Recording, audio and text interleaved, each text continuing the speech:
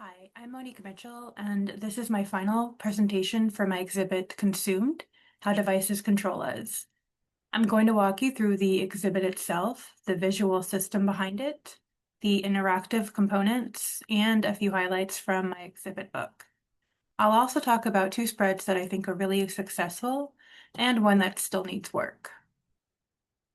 This exhibit focuses on digital addiction, not just screen time, but how apps and devices are literally engineered to control our behavior. I wanted the experience to feel like you're stepping into the attention economy, where everything is designed to pull you in a little deeper. The look is very intentional with sharp grids, loops, circles, repetition, and a high contrast palette. For the bottom section, I used a dithered halftone over silhouettes of people looking down at their phones. It gives them this faded, disconnected look, which helps establish the emotional tone of the exhibit. These are the foundation panels that open the exhibit. They break down daily screen time, behavioral impacts, and different addiction indicators. I kept the layout extremely structured with tight margins, a clear grid, and circular graphics that reinforce the idea of habits looping over and over. Each section is meant to feel like a dashboard or a tracking system, which mirrors the way our devices monitor us in real life. The visuals are minimal but intentional, so the data stays easy to read. This is the core of my visual system. Everything comes from loops, rings, and repeated shapes. The halftone gradients add that slightly digital, slightly hypnotic feeling. I chose a limited palette, mostly black, green, and white, to keep things sharp and consistent. Even the typography follows this logic. The type hierarchy is rigid on purpose, and the spacing stays consistent so the system feels controlled, like the subject matter. For interactivity, I included several QR codes that let the viewer explore stats, processes, and deeper explanations. Since this is a digital exhibit, I wanted a way to make the experience feel a little more tactile and user-driven.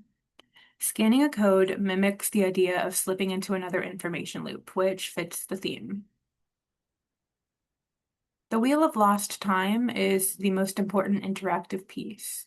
It represents all the things we trade away for just 5 more minutes, such as sleep, chores, mental clarity, relationships, actual free time.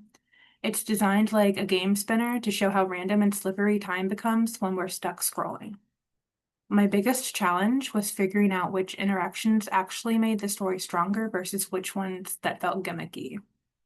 I cut a lot, but this one stayed because it reinforces the idea of time disappearing in cycles. For the exhibit book, I carried the same visual language throughout the whole thing. Clean grids, loops, halftones, and a consistent rhythm between text and imagery.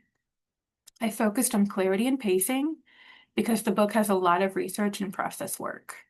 I didn't want it to feel overwhelming, so the white space and the tight hierarchy do most of the heavy lifting. This is one of my most successful spreads. The halftone ring pulls the eye into the center, and the hierarchy feels clean and intentional. There's a good balance between white space and content, and it matches the visual system without being too busy. The rhythm between the title, the image, and the body text feels really cohesive. This spread is also really successful because it shows my exploratory work without breaking the system. Even though the imagery is more expressive and colorful, the grid keeps it grounded. The circular forms echo the exhibit visuals, and the layout has a nice flow. It feels like a natural extension of the exhibit rather than a separate project. This spread was more challenging. The content is fine, but visually it feels a little stiff. The spacing could be improved, and the alignment doesn't have the same flow as the other pages. If I had more time, I'd bring in a subtle graphic element or adjust the hierarchy so it feels more connected to the rest of the system. It works, but it's definitely the one spread that still needs refinement. And that's it. Thank you for taking the time to review my work. And I also wanted to thank you for all the grace that you've shown me this semester and making sure that I get all of my assignments completed. It really helped me a ton. So thank you.